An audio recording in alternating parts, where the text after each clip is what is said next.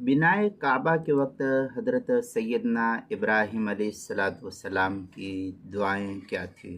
چنانچہ قرآن مقدس میں ذکر ہے کہ جس وقت حضرت ابراہیم اور اسماعیل علیہ نبینا علیہم الصلاۃ والتسلیم بیت اللہ شریف کی تعمیر میں مشغول تھے تو نہایت توجہ سے اللہ تعالیٰ کی دربار میں مسلسل یہ دعائیں فرما رہے تھے۔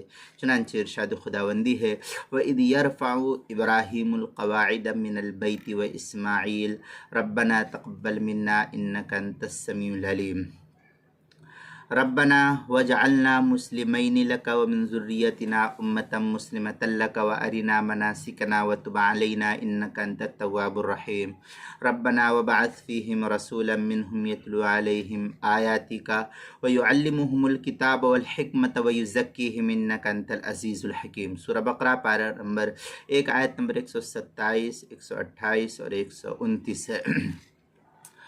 ترجمہ ہے، اور اس وقت کو یاد فرمائیے جب حضرت ابراہیم اور اسماعیل علیہم السلام خانہ کعبہ کی بنیادیں اٹھاتے تھے اور دعا کرتے تھے، اے ہمارے پروردگار ہم سے یہ عمل قبول فرما لیجئے، یعنی بنائے کعبہ کا، بے شک آپ ہی سننے اور جاننے والے ہیں۔ اے ہمارے رب ہمیں اپنا فرما بردار بنا لیجئے اور ہماری اولادوں میں سے بھی ایک بڑی جماعت کو اپنا تابعدار بنا لیجئے، اور ہم کو حج کرنے کے قاعدے سکھلا دیجئے اور ہم کو معاف فرما دیجئے، یقیناً آپ ہی بہت زیادہ توبہ قبول فرمانے والے مہربان ہیں۔ اور اے ہمارے پروردگار اور ان میں ایک رسول انہی میں کا بھیجیے جو ان کے سامنے آپ کی آیتیں پڑھ کر سنائے اور انہیں کتاب و حکمت کی تعلیم دے اور ان کا تزکیہ کرے، بے شک آپ بہت زبردست حکمت والے ہیں۔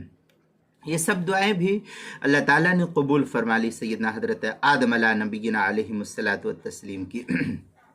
تعمیر کعبہ کے بعد حضرت جبرائیل علیہ السلام نے بحکم خداوندی خود ہر جگہ سے جا کر مناسک حج کی تعلیم دی۔ چنانچہ یہ تفصیل جو ہے تفسیر عزیزی صفحہ 278 اور آیت نمبر 278 پر اس کو نقل کیا ہے۔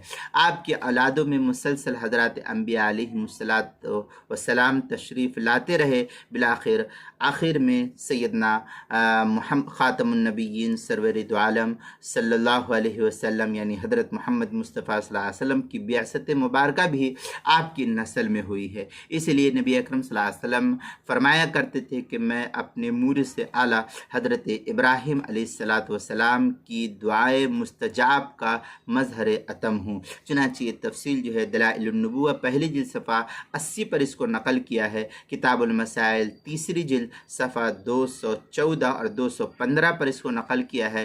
عنوان ہے بنائے کعبہ کے وقت حضرت ابراہیم علیہ السلام کی دعائیں۔